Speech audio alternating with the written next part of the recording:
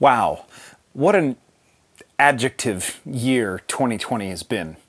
There really is no adjective for it. Most of it's been pure hot garbage, but there's been some genuine upsides, I suppose. So this week, we're going to look at the very best of the worst year in our lives. I'm Dan Umpton, and this is the Doomcast.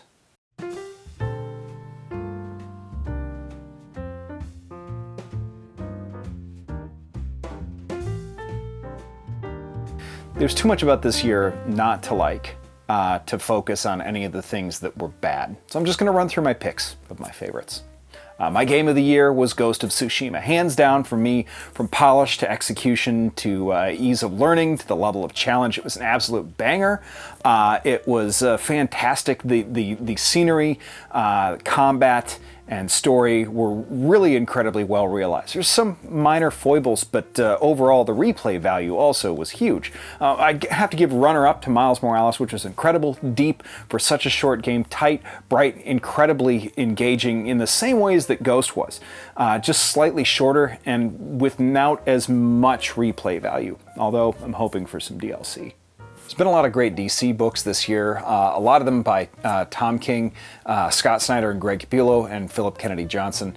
I love Death Metal, Rorschach, Strange Adventures, as well as the new Batman Catwoman, but I have to give my favorite ongoing series of the year to Legion of Superheroes by Brian Michael Bendis, Ryan Sook. It's been really consistent and bright and fun and uplifting in a lot of ways that I feel like I really needed.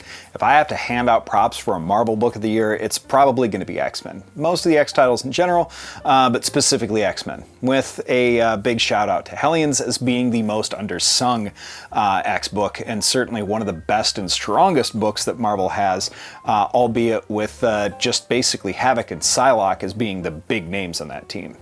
My indie books of the year go to Crossover by Donny Cates, which is a really weird story about everything that's fictional from comics pouring into our core reality, meaning here, all at once, and the chaos and confusion and frustration that ensues from there is epically appropriate.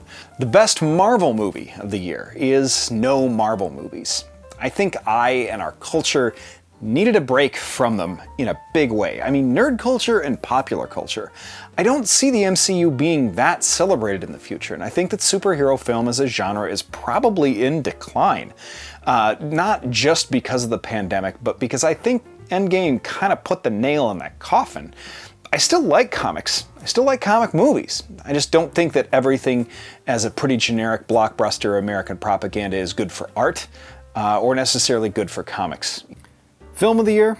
Probably Tenet. I haven't seen it. Comic film of the year that I did see, The Old Guard. Honestly, pretty fantastic. If you missed it, it's on Netflix. It's Charlize Theron and another great group of actors, including Chiwetel Ejiofor, portraying people who are eternal warriors who are unkillable, protecting humanity throughout the ages. It's honestly pretty fantastic. Food of the year. Bread honestly had a real big year. Maybe its biggest since $12.98, but honestly I think this year it has to go to cheese. Snackable, easy to obtain, cheese. New anime of the year is definitely Darwin's Game. In a world where everything seems to be trying to kill us, a show about people playing a game where everyone has to kill everyone else is more than just fun. It doesn't even seem that far-fetched anymore. Last movie I saw in theaters this year, Little Women. It was good. Maybe that is a candidate for film of the year. It was that good. Bob Odenkirk randomly just showing up as the dad was delightful. Molecule of the year.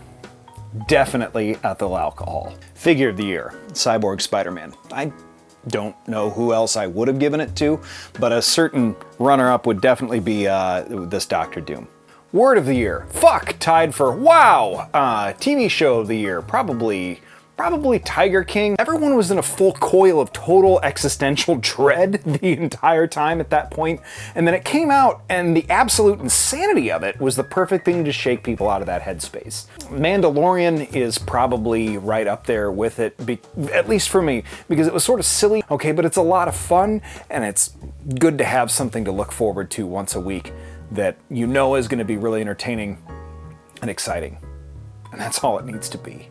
Who knows what the hell is coming in 2021? Our whole culture certainly seems to have irrevocably changed, but diversions, distractions, fun are more important than ever, maybe critical. So I'll be here to talk about them for sure. Thanks for watching, everybody. This has been the Doomcast. I'll see you in 2 weeks.